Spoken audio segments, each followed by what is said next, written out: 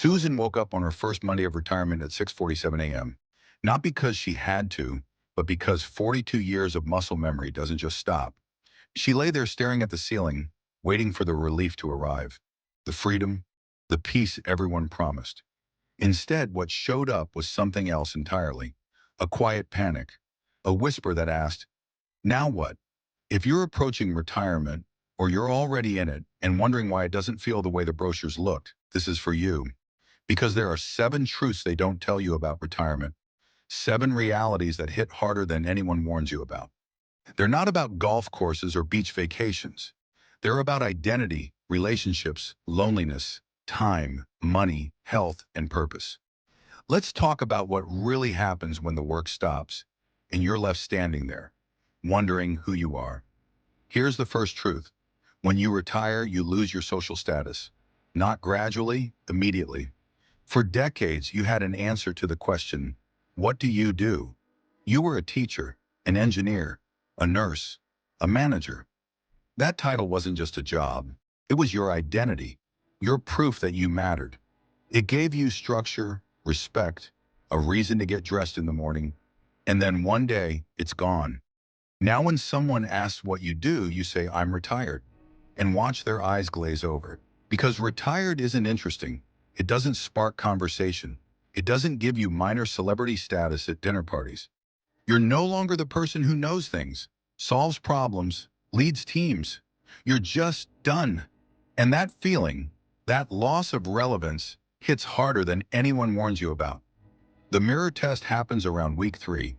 You wake up, look in the mirror, and for the first time in your adult life, you don't know who you're looking at. Without the meetings, the deadlines, the emails, the people who needed you, who are you? This is the dismantling. The ego loves to attach itself to form, titles, roles, accomplishments. And when those forms dissolve, the ego panics. It feels like it's dying, because in a way it is. But here's the deeper truth. You were never your role. You just believed you were. And now retirement is asking you to find out who you actually are underneath all that doing. That's terrifying. It's also the most important work you'll ever do. Because the question isn't, what do I do now? The question is, who do I want to become? And that question requires you to sit in the discomfort long enough to hear the answer. Tom spent 38 years as an accountant. Numbers, deadlines, tax season chaos. When he retired, people stopped calling. His inbox went silent. The professional groups he belonged to, they moved on without him. The conferences he used to speak at, they invited someone younger, someone still relevant. And he realized without the work, he had no idea what to talk about. He wasn't interesting anymore. Not to others, not even to himself. At dinner parties, conversations would start with the usual pleasantries. But the moment someone learned he was retired, the energy shifted. They'd nod politely and turn to someone else. Someone who was still doing something. Tom felt invisible. And invisibility, he discovered, is its own kind of death. He remembers one particularly painful evening at a neighbor's barbecue. Someone asked what he did for a living. When he said he was retired, they immediately pivoted. Oh, so you're a man of leisure now. It was meant to be friendly, but it landed like an insult. A man of leisure, like his entire professional life had been erased, reduced to someone who now had nothing better to do than play golf and watch TV. He wanted to say, I used to manage a team of 12 people. I saved companies millions in tax strategy. I was good at what I did, but he didn't, because it felt desperate, and desperation is even worse than invisibility. So he filled the void the only way he knew how, reorganizing the garage, fixing things that didn't need fixing, critiquing how his wife Linda loaded the dishwasher, the hinges on the cabinet door, the angle of the lawnmower in the shed, the exact placement of canned goods in the pantry. Because doing something, anything, felt better than facing the question, who am I now? The busy work became his armor. But armor is heavy, and eventually you have to take it off and stand there, naked and uncertain, and ask yourself if you're brave enough to build a new identity from scratch, not based on what you achieved, but on who you actually are. And that's when the real work begins. Not the work of doing, the work of being. Here's the second truth. Retirement doesn't just change you, it changes everyone around you. especially the person you're suddenly home with all day, every day. For decades, you had separate lives, you coordinated schedules, divided responsibilities, lived semi-independently under one roof. Morning coffee was quick, goodbyes at the door, then separate worlds until dinner. Now, you're both home, all the time, and neither of you knows the new choreography. Linda told her book club the hardest part wasn't Tom's garage projects or his dishwasher critiques. It was the silence over breakfast. For years, mornings were rushed. Coffee, goodbye, see you tonight. Now they sat across from each other with nothing urgent to say, and the quiet felt louder than any argument ever had. Because when you remove the logistics, the schedules, the coordination, the how was your day, what's left? Do you even know each other anymore outside of shared responsibilities? Linda found herself missing the version of Tom who came home tired but interesting, who had stories from the office, who needed her advice on a tricky client situation. Now he just was present, always. And she didn't know what to do with that much presence. She'd be reading a book, and he'd wander in, not to say anything, just to be there. And she'd feel this irrational flash of irritation. Can't he find something to do? But the truth was, she felt guilty for feeling that way. This was what they'd worked for, wasn't it?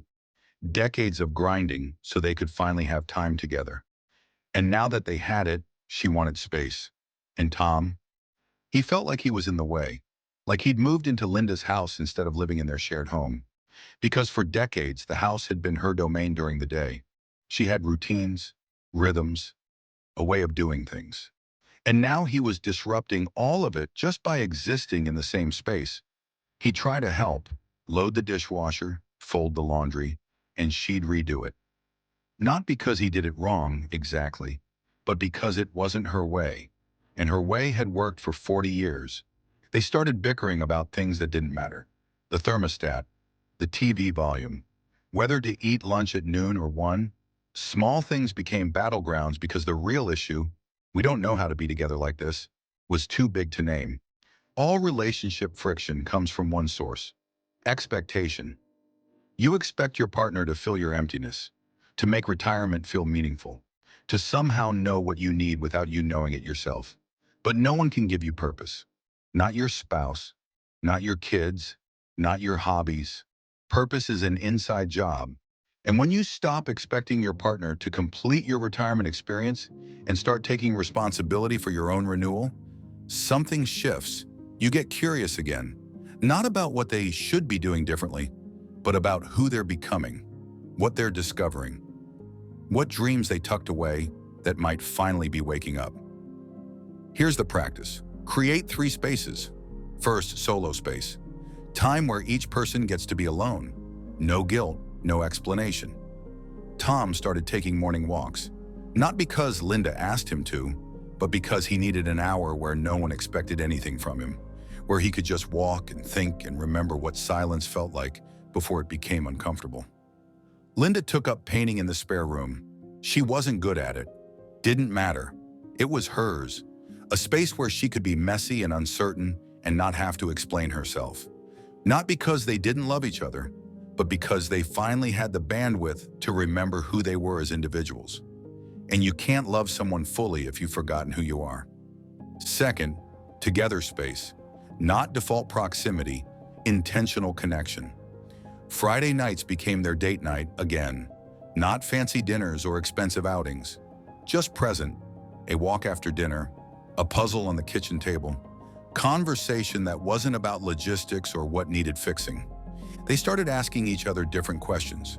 Not, what did you do today? But what are you thinking about lately? Not, did you pay the water bill? But what's something you've always wanted to try? And slowly they started to see each other again. Not as roles, husband, wife, partner in domestic maintenance, but as people. People who were both scared and hopeful and trying to figure out what comes next. Third, community space.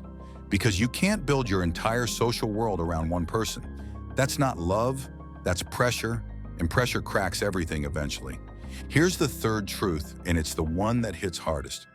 Your work friends disappear, not because they don't care, But because the thing that connected you, the shared mission, the inside jokes, the common enemy, is gone. Your kids are busy, your old friends moved away or drifted into their own routines. And suddenly you realize your entire social network was built around professional proximity, not authentic connection. You can't talk shop anymore. And that was your spiritual sustenance. The banter, the validation, the feeling that you knew things, that you were part of something. Linda noticed it first. The texts that used to come throughout the day from her colleagues just stopped. Not all at once, but gradually. First it was daily check-ins, then weekly, then nothing. She'd reach out occasionally, send a funny article, ask how a project was going, but the responses got shorter, more polite, less personal, because they were still in it, still fighting the daily battles. And she wasn't. She was on the outside now. The retirement party had felt warm. People hugged her, told her they'd miss her, promised to stay in touch. And they meant it. But meaning it and doing it are different things. 3 months after retiring, Linda texted her former assistant about meeting for coffee. The response came 2 days later. So busy right now. Maybe in a few weeks? The few weeks never came. It wasn't personal. Linda knew that logically, but it felt personal because those people had been her daily life for 23 years. And now they'd moved on like she'd never been there at all. Now you're just alone. And not the peaceful kind of alone. The kind that makes you scroll through your phone looking for someone to text and realizing there's no one who'd actually want to hear from you at 2 p.m. on a Tuesday. The kind of alone where you see a funny sign or hear a good song, and your first instinct is to share it with someone, but you can't think of who, because the people who used to get your jokes aren't in your life anymore. Research shows that replacing work relationships is the #1 challenge retirees face. Loneliness becomes the hidden epidemic, and it's not about being surrounded by people. It's about being seen, being known, mattering. Retirement forces you to answer, who are your people now? Longevity research is clear. It's not just about diet and exercise. It's about belonging. The places where people live longest, Okinawa, Sardinia, Loma Linda, all share one thing: tight-knit communities where elders are valued, included, connected. You don't need 100 friends. You need 3 or 4 people who actually see you, who check in, who invite you to walk, to talk, to share a meal and laugh about the absurdity of aging in a world obsessed with youth. So go find them. Join the hiking group. Take the cooking class. Volunteer at the community garden, not to fill time, but to build the web of connection that will hold you when life gets hard. Because it will. And when it does, you'll need people who know your name, people who notice when you're gone, people who care whether you showed up. That's not networking, that's survival. Linda joined a book club, not the polite wine and cheese kind where everyone says nice things about books they barely read. The kind where people argue, where someone shows up with a dog-eared copy and a list of quotes they want to debate. And in that room with those people, she wasn't Tom's wife or the retired HR director. She was Linda, the woman who had strong opinions about unreliable narrators and thought magical realism was overrated. She mattered again, not because of what she used to do, but because of who she was showing up as now. Here's the fourth truth. For decades, your life was structured to the minute. Meetings, deadlines, obligations. You complained about being busy, but secretly it gave you purpose. It proved you mattered. Now, the calendar is blank. Every day is Saturday. And instead of relief, what shows up is dread. What will I do with myself? That question, on repeat, becomes suffocating. Because unstructured time isn't freedom if you don't know what you want. It's a void. And most people fill that void with the path of least resistance. TV, scrolling, errands that don't matter. Anything to avoid the silence. Tom found himself watching the clock. 10 a.m. still morning, 2 p.m. afternoon but too late for lunch, too early for dinner, 6 p.m. finally evening. Progress. He started measuring his days by how many episodes of a show he got through. by how many times he checked his email even though nothing ever came, by how many trips to the hardware store he could justify. The risk isn't boredom, it's stagnation. It's waking up 5 years from now and realizing you spent your retirement waiting for something to happen instead of making it happen. But here's the shift. Retirement isn't the end of contribution. It's the beginning of contribution without attachment. For decades, you measured your value by productivity. Projects completed, promotions earned, problems solved. Your worth was tied to output. Now you're free to contribute simply because it feels aligned. Not because you have to, not because someone's watching, but because you finally have space to ask, what wants to move through me? The secret to a joyful life is letting go. Letting go of controlling outcomes. Letting go of needing recognition. Letting go of the story that you're only valuable if you're busy. When you release that, life stops being a struggle. It becomes a flow. Maybe your purpose now is mentoring someone younger, not for validation, but because you have wisdom to offer. Maybe it's finally writing that book, not to become famous, but because the story wants to be told. Maybe it's tending a garden, teaching your grandkids to cook, volunteering at the animal shelter. Purpose in retirement doesn't have to be loud or impressive. It just has to be true. And true purpose doesn't announce itself. It whispers, and you have to be still enough to hear it.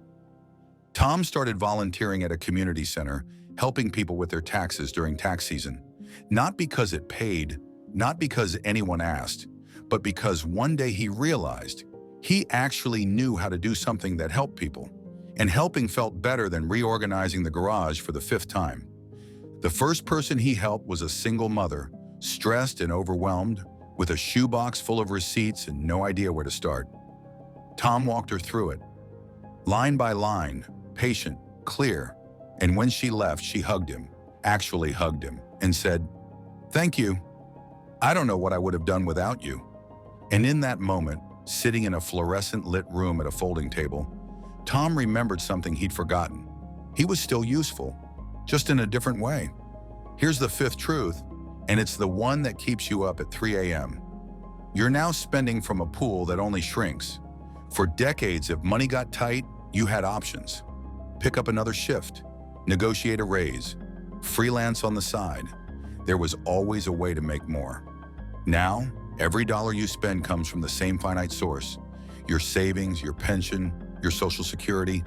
And no matter how much you saved, there's a psychological shift that happens when you move from earning to spending down. Suddenly, every purchase feels weighted. Every dinner out, every home repair, every gift to your kids. You start doing the math. If I spend this, how many months does that cost me? It's not about being broke. It's about the loss of the safety net, the loss of I can always make more. You can't. And that realization that your financial runway has a visible end changes everything.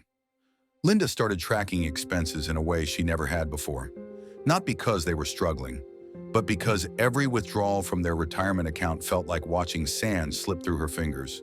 She'd open the statement and see the balance, then calculate, if we spend X per month, this will last Y years. And then she'd think, but what if we live longer than Y? What then? Tom found himself saying no to things he used to say yes to. The grandkids wanted to go to the amusement park?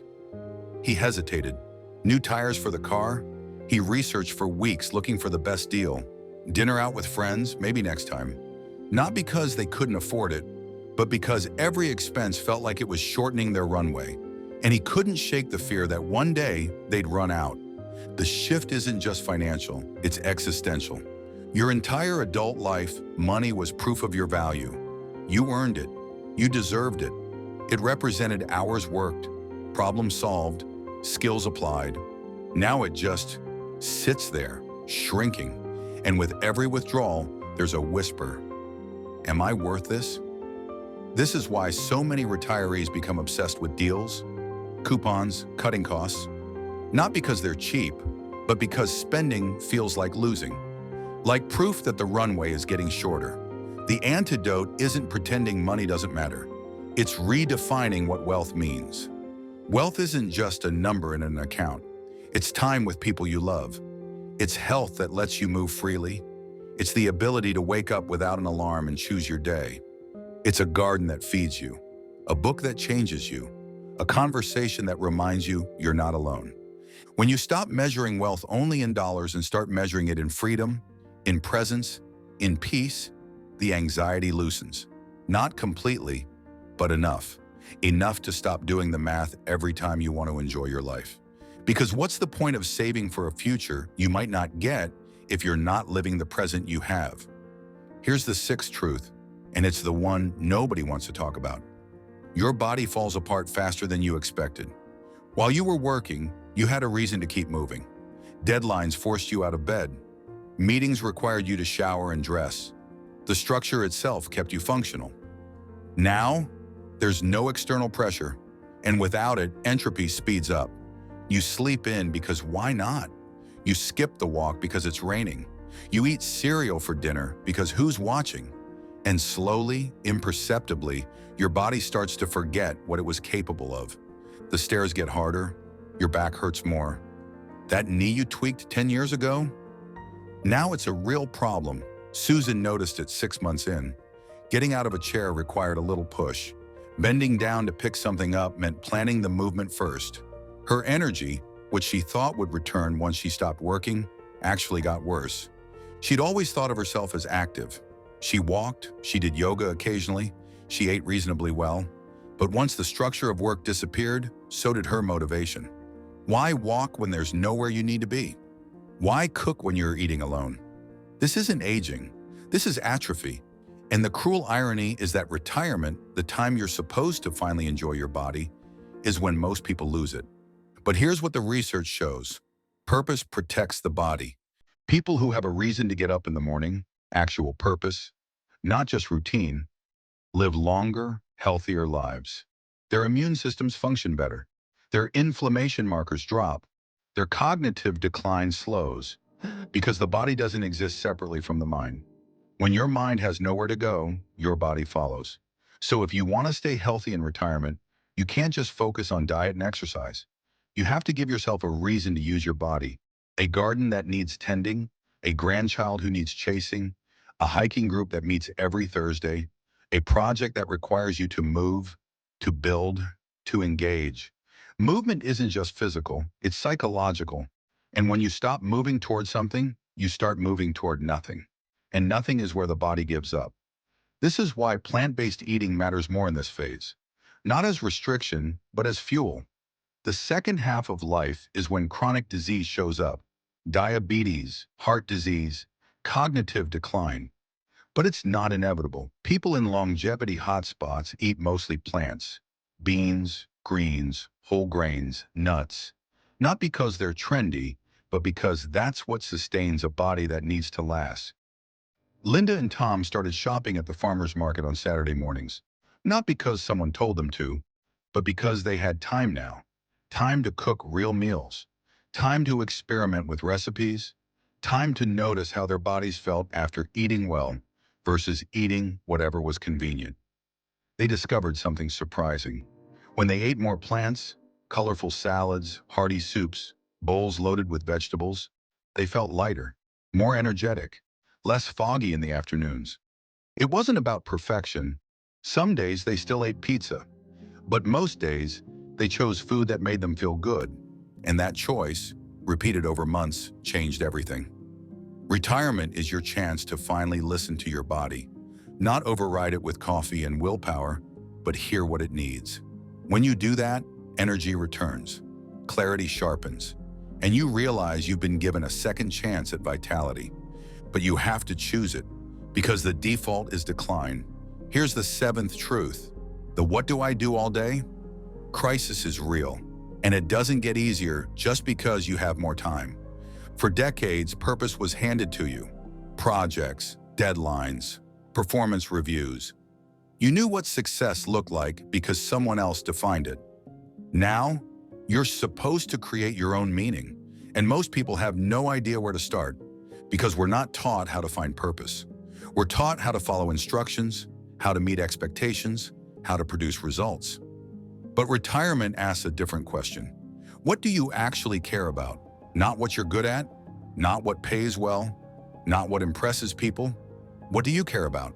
And for a lot of people, the answer is, I don't know. Because they've spent 50 years caring about what they were supposed to care about. And now with the freedom to choose, they realize they've forgotten how.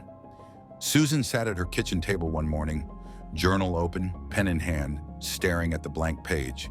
She'd read all the retirement books. They all said the same thing. Find your passion. Discover your purpose. But what if you don't have one? What if your passion was your work, and now that's gone, and there's just nothing? She tried hobbies, painting, too frustrating, gardening, too slow, book club, too much small talk. Nothing felt like it mattered, until one day her neighbor knocked on her door. Older woman, living alone, just had surgery. Could Susan maybe pick up a few groceries for her? And Susan said yes, not because it was profound, but because someone needed something and she could help. She started checking in, once a week, then twice. Then she was helping with errands, driving to appointments, just sitting and talking. Her neighbor, Margaret, had stories, decades of stories. And Susan realized no one was listening to them. Margaret's kids lived across the country. Her friends had either moved or passed away. She was alone and lonely. And somewhere in those afternoons, sitting in Margaret's living room, drinking tea, listening, Susan found something that felt like purpose. Not because it was impressive, but because it made her feel like she mattered again. But here's the truth beneath the truth. Purpose doesn't have to be grand. It doesn't have to change the world. It just has to change you. Maybe your purpose is showing up for one person who needs you. Maybe it's learning to paint badly and loving it anyway. Maybe it's making soup every Sunday and delivering it to neighbors. Maybe it's finally reading all the books you said you'd read. Maybe it's teaching yourself piano at 70. Maybe it's nothing anyone else would call impressive. But if it makes you feel alive, if it gives you a reason to get out of bed, if it reminds you that you still have something to offer, even if that something is just your presence, then it's enough. The present moment is all you ever have. And retirement is your invitation to finally stop living in the future, planning, worrying, striving, and drop into now, this moment, this breath, this simple, ordinary, sacred day. Because here's the paradox. When you stop chasing purpose, it finds you. When you stop trying to matter, you realize you always did. Not because of what you accomplished, but because you're here. And being here, fully, is the whole point. So let's come back to Susan. Remember her? First Monday of retirement, 6:47 a.m., staring at the ceiling, whispering now, what? 6 months later, she's still waking up at 6:47, but now she doesn't lie there panicking. She gets up, makes tea, and sits on her back porch in the half light. Sometimes she journals. Sometimes she just listens to the birds. She's not who she was, and she's learning that's okay. She joined a book club. She goes to restorative yoga on Thursdays. She helps her neighbor Margaret twice a week. She's learning watercolor even though she's terrible at it. And on Saturday mornings, she walks the trail behind her house, not because she has to, but because she wants to. She and her husband are figuring it out. Some days are awkward, some days are beautiful, most days are both. She's learning something poets have known for centuries. The wound is the place where the light enters. Retirement is a wound, not a failure, but a necessary breaking open. A shedding of the shell you built to survive the first half of life so you can finally inhabit the second half fully. You're not retiring from something. You're retiring into something, into spaciousness, into self-awareness, into the version of you that doesn't need a title to justify existence. So here's your invitation and your roadmap if you need one. First, give yourself permission to grieve. Grieve the loss of your identity, your routine, your relevance. Don't rush past it. Sit with it. Write about it. Talk about it. Because you can't move forward if you're pretending you're not losing anything.